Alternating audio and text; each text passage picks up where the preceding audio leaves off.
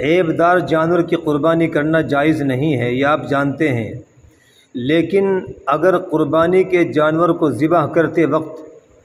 کوئی عیب کودنے یا تڑپنے سے اس کے اندر پیدا ہو جائے تو پھر کوئی مضائقہ نہیں، کوئی حرج نہیں، اس جانور کی قربانی کرنا جائز ہے۔ اسی کے ساتھ ساتھ ایک اصول کلی یہ بھی یاد رکھیں کہ اگر کسی شخص نے قربانی کے لیے بے عیب جانور خریدا، قربانی کے لیے بغیر عیب کا جانور خریدا جس کے اندر کوئی عیب نہیں تھا، وہ لنگڑا نہیں تھا، کانا نہیں تھا، اس کی آنکھ کی تہائی روشنی سے زیادہ گئی ہوئی نہیں تھی،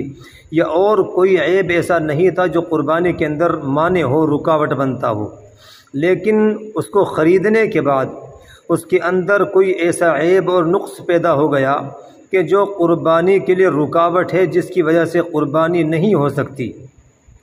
تو اب اگر وہ قربانی، وہ جانور کو ذبح کرنا منت یعنی نظر کا ہے، یعنی کسی نے نظر مان رکھی تھی کہ اگر میں صحیح ہو گیا، میرا بچہ ٹھیک ہو گیا، یا میں شفا یاب ہو گیا، میرا فلاں کام ہو گیا، تو میں اللہ کے لیے جانور کو ذبح کروں گا، تو اگر یہ منت کا تھا، جانور نظر کا تھا، تو پھر یاد رکھیں اس کی جگہ بے عیب جانور کو خرید کر کے قربان کرنا ضروری ہے، ذبح کرنا ضروری ہے، چاہے وہ شخص منت ماننے والا امیر ہو یا غریب ہو، دونوں کے لیے بے عیب جانور کو خریدنا ضروری ہے۔ لیکن اگر یہ قربانی منت اور نظر کی نہیں ہے، بلکہ یہ قربانی وہی ہے جو قربانی کی جاتی ہے، تو پھر غریب آدمی کے لیے اسی عیب دار جانور کی قربانی کر دینا کافی ہے۔ البتہ امیر یعنی صاحب نصاب شخص کے لیے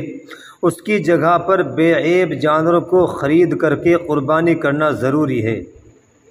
اسی کے ساتھ ساتھ یہ بھی یاد رکھیں کہ اگر امیر آدمی جو صاحب نصاب ہے، اس نے یہ منت مانی، نظر مانی کہ اگر میں شفا یاب ہو گیا، میرا فلاں کام ہو گیا، تو میں جانور کو قربان کروں گا اللہ کے نام پر، اللہ کے لیے مطلق اس نے بولا، تو اس کے اوپر اس نظر کا، اس منت کا ماننے کی وجہ سے ایک بکرا لازم ہے ذبح کرنا۔ اور اگر اس نے کہا کہ میں 7واں حصہ قربان کروں گا اللہ کے لیے، تو پھر بڑے جانور میں ایک 7واں حصہ اس کی جانب سے، اپنی نظر کی جانب سے قربان کرنا پڑے گا۔ لیکن یہ بھی یاد رہے کہ وہ صاحب نصاب شخص ہے، اس کے اوپر دو ذبح کرنا لازم اور ضروری ہے۔ ایک تو اس نے جو نظر کی وجہ سے اپنے اوپر لازم کیا، چونکہ نظر کے معنی لغت میں اپنے اوپر واجب کرنے کے ہیں، یعنی اللہ کے نام پر کسی نے منت مانی کہ میرا فلاں کام ہو گیا، میں صحیح ہو گیا، تو میں ایسا کروں گا، ویسا کروں گا اللہ کے نام پر، اللہ کے لیے، تو گویا کہ اس نے وہ اپنے اوپر واجب کر لیا، ضروری کر لیا۔ تو ایک جانور تو اس کے اوپر وہ اپنے واجب اور لازم کرنے کی وجہ سے لازم ہو گیا، نظر ماننے کی وجہ سے، اور دوسری قربانی اس کے اوپر شریعت نے جو واجب کی ہے اس کے اوپر صاحب نصاب ہونے کی وجہ سے وہ لازم ہو گئی۔ تو صاحب نصاب شخص اگر نظر مانتا ہے، منت مانتا ہے،